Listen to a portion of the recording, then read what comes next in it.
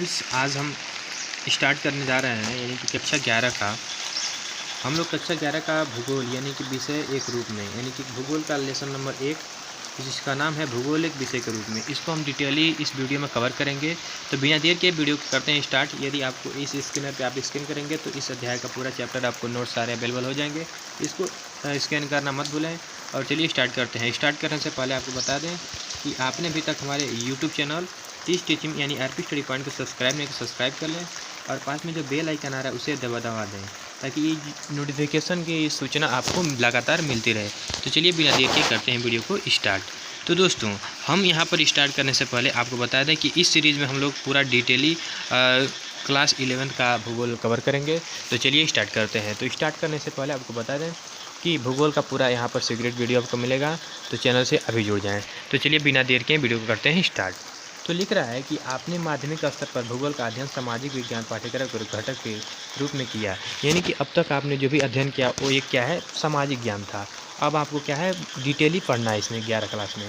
तो लिख रहा है कि आप विश्व एवं इनके विभिन्न भागों के भौगोलिक जो भी भौगोलिक यहाँ पर है, जो भी डिटेल में यहाँ पर भौगोलिक जो परिस्थितियाँ हो रही हैं उनके बारे में तथ्यों से परिचित हैं।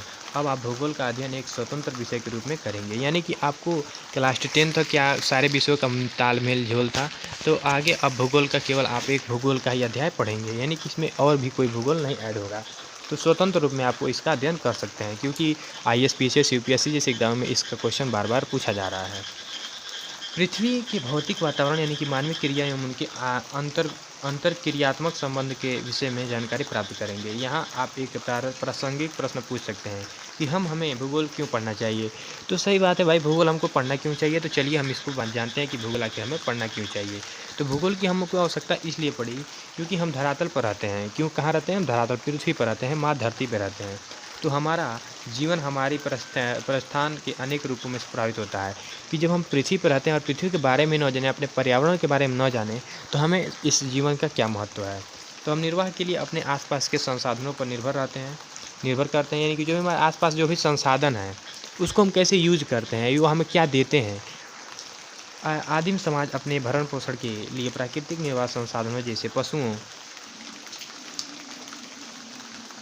एवं खाद्य पौधों पर आश्रित है, क्योंकि हम अभी जानते हैं कि हम पूरी तरह से फसलों पर डिपेंडेड हैं। यदि फसल ना हो तो हम भूख मर जाएंगे, अकाल पड़ जाएगा।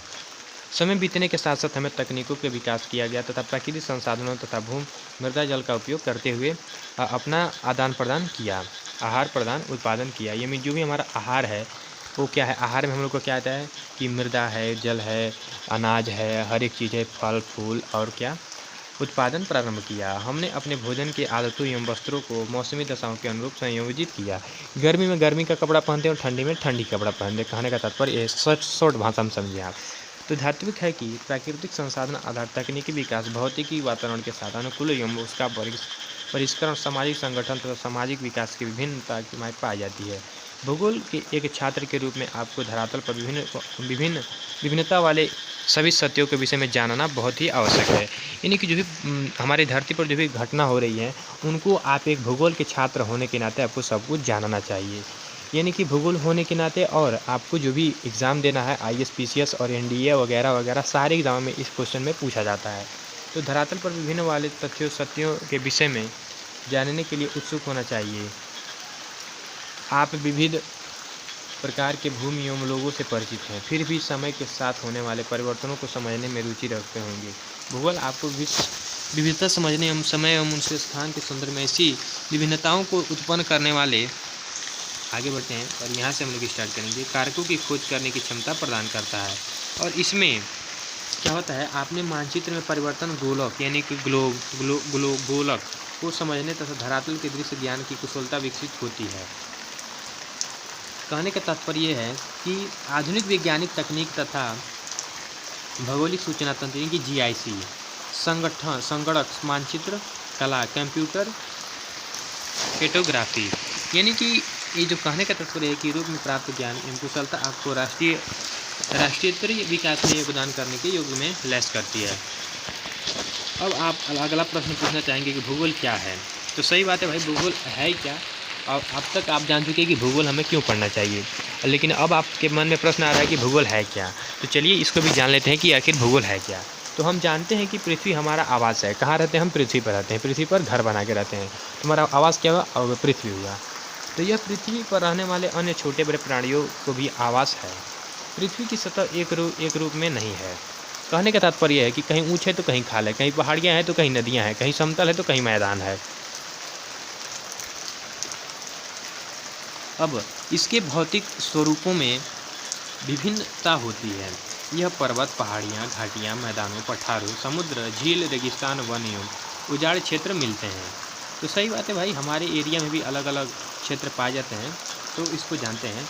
यहाँ सामाजिक सांस्कृतिक तत्वों में विभिन्नता पाई जाती है, जो सांस्कृतिक विकास को पूर्ण अवधि में मानव द्वारा सृजित ग्रामों, नगरों, सड़कों, रेलों, पत्तनों, बाजारों एवं मानव जाति के अन्य तत्वों के रूप में विद्यमान है। और उक्त विभिन्नता के भौतिक, पर्यावरण एवं सांस्कृतिक लक्षणों के मध्य संबंधों को समझने का संकेत निहित होता है। भौतिक पर्यावरण एक मंच प्रस्तुत करता है जिस पर मानव समाजों ने अपने सृजनात्मक क्रियाकलापों का ड्रामा अपनी तकनीकों विकास से प्राप्त करोड़ों द्वारा मंचित किया। क्या किया है? मंचित किया है। अब आप पहले पूछे गए प्रश्न भूगोल क्या है, इसका उत्तर देने का सक्षम प्रयास कर सकते हैं। अत्यंत सरल शब्दों में यह कहा जा सकता है कि पृथ्वी यानी कि भूगोल पृथ्वी का वर्णन है। सर्वप्रथम भूगोल शब्द का प्रयोग